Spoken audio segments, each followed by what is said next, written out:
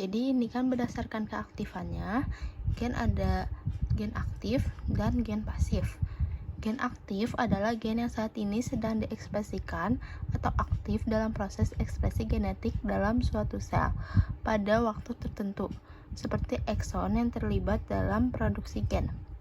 Sementara di sisi lain, gen pasif merupakan bagian-bagian gen yang tidak aktif dalam suatu waktu tertentu dalam proses ekspresi genetik, dapat dianggap sebagai gen pasif. Dicontohin seperti gambar berikut.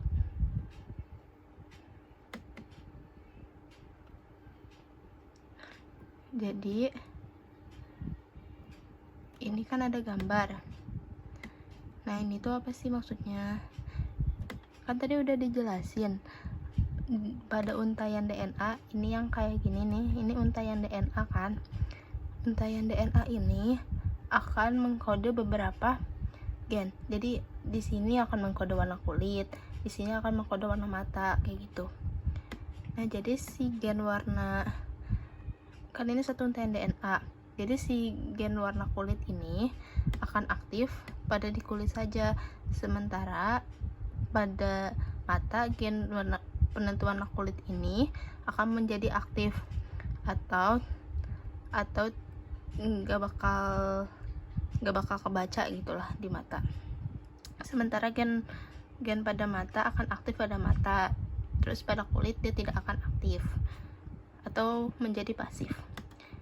Nah, ini pada untaian DNA ini ada ekson, intron, ekson. Apa sih ekson, intron, ekson itu? Jadi ekson adalah bagian DNA yang mengandung urutan pengkodean protein.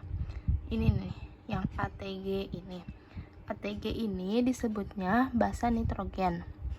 Basa nitrogen itu ada adenin, timin, guanin. Jadi setiap 3 basa nitrogen ini akan diubah menjadi asam amino yang akan menghasilkan protein. Protein inilah yang akan mengkode gen-gen tersebut. Terus sementara pada intron tidak mengandung urutan pengkodean gen. Jadi si adenin, timin, guanin itu nggak ada di intron gitu. Jadi dia nggak bakal